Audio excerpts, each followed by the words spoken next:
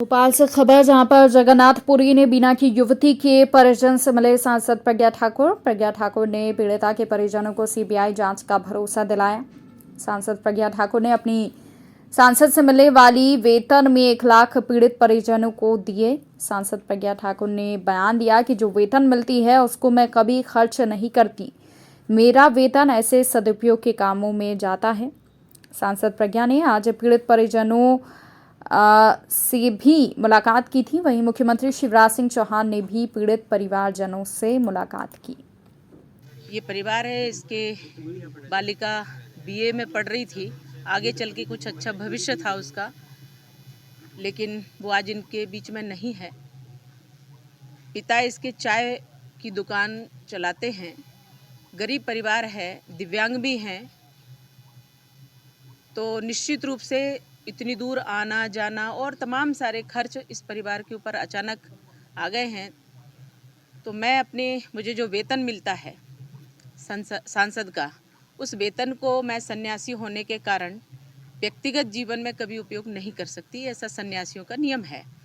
मैं उस नियम को पालन करती हूँ और मैं उसको दान पुण्य में लगाती हूँ, धार्मिक काम में, सामाजिक काम में। इस नाते से मैं अपने सांसद का जो वेतन है उसमें से 1 लाख रुपए मैं इस परिवार को, राधिका के परिवार को दान कर रही हूँ। सब कुछ समाज का है, ईश्वर का दिया हुआ है, उसी में लग रहा है। बस ये है कि ऐसी घटनाओं में ना देना पड़े, ऐसी घटनाएं ना हो, प्रभु से इतनी प्रार्थना करती हूँ। सामाजिक काम में, अन्य रचनात्मक काम में लगे तो अच्छा लगता है, लेकिन चूंकि उनकी परिस्थिति इस प्रकार की है और ये अचानक आ गया है इतना बड़ा कष्ट उनके ऊपर, तो ये संवेदना पैसे से पूरी नहीं हो सकती, परंतु एक जो आर्थिक सहयोग की आवश्यकता है तो उनको मैं कर रही हूँ। आत्महत्या हुई या क्या, तो पीएम रिपोर्ट में जो आया है उस हिसाब से क्या धाराएं लगाई गई क्या? देखो, एक वस्त्र आप फोटो में देखेंगे, वो जो कपड़ा पहने थी वो उल्टा पड़ा हुआ वहाँ नजर आता है और वो निर्वस्त्र रहती है लड़की। ये तो निश्चित रूप से जो सबूत है, हम बहुत ज़्यादा इसको ओपन नहीं करेंगे, कुछ मर्यादाएं होती हैं।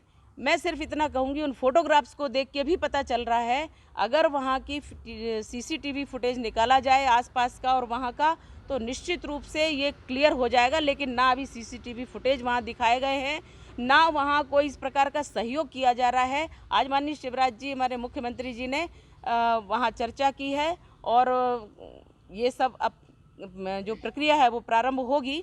हम बहुत ज़्यादा अभी इस पर नहीं पहुंच पा रहे कि क्या होगा क्या नहीं होगा, लेकिन एक न्याय की आशा लेकर के हमारा कर्तव्य करना हमारा अधिकार है, इसलिए मैं कर्तव्य कर रही हूं और हमारे माननीय शिवराज जी भी कर रहे हैं। इसलिए वो न्याय लड़कियों के साथ मिले और मध्य प्रदेश सरकार, मैं भी सांसद हूं, हमारे माननीय मुख्यमंत्री जी इस सब के लिए सचेत है कि लड़कियों के साथ, बालिकाओं के साथ, महिलाओं के साथ कोई अन्याय ना हो, अत्याचार ना हो, और हमें सबको सचेत रहना चाहिए और सहयोग करना चाहिए।